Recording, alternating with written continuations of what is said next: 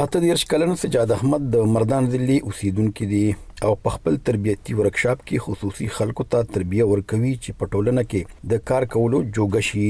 دی وايي د کال 2015 حسیه د خیر ښېګړې تنظیم جوړ کړي او هغه خصوصي افراد عادي ژوند تراولي کوم چې حوصله بیللې. سجاد احمد وايي په ټولنه کې د خصوصي خلکو لپاره د یو ځای نه بل ځای ته رسایي ډیره ضروری ده.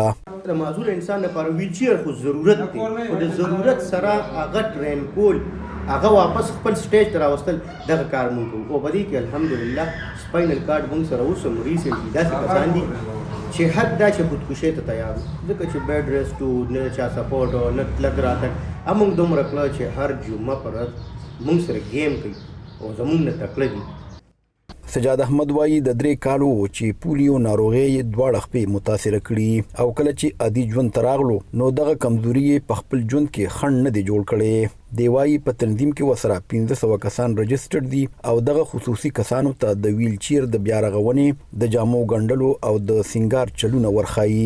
ساجد خان هم دغه تربیتي ورکشاپ څخه تربیه ترلاسه کړي. دی وايي اوس نور خلکو ته په دغه مرکز کې تربیه ورکوي او په خپل کورنۍ او ټولنه بوج نه دی.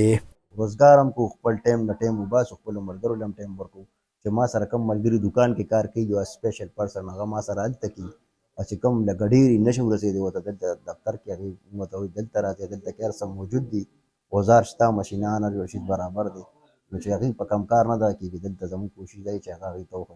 د صحت نړیواله اداره WHO وايي په پاکستان کې د مجموعي آبادی 18% خلک د مختلفو معذورو ښکار دي او اکثره د بنیادی زده کړو ژوند اسانتیاو صحت او روزګار څخه محروم دي. سجاد احمد وايي د ملک دننه د خصوصي خلکو تعداد 3.5 کروڑه دي او باید چې خپل مور پلار او ریاست دوی ته د ژوند اسانتیاوي برابر کړي.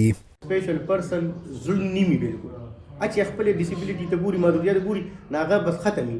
نو حکومت داسې ادارې جوړې کړې دي هغه کې چې کم ورکران دي کم داغه مشران دي نارمل غلي نارمل انسان زمانه مجبورې نه خبر حکومت له پکا چې داسې یو اداره جوړه کی چې هغه کې ټول سیټ اپ سپیشل پرسن چې کم قسم معذور ته کم قسم مسلوي په هغه باندې معذور پوریږي. په پاکستان کې په حکومتي کچا د خصوصي خلکو د پاره په ځلي سطح د خیر ښېګړې ادارې هم شتون لري او د خیبر پښتونخوا حکومت په سرکاري نوکرو کې هم د دوی د پاره 4% کوټه مقرر کړي خو دغه خصوصي خلک ګیلمن دي چې په سرکاري چوکو باندې زیاتره رو خلک کارول کیږي. دوی وايي په بازارونو او گاډو کې هم د تګ راتګ د پاره هغوی ته مشکلات مخې ته راځي. ریاض حسین وایس اف امریکا ډیوا مردان.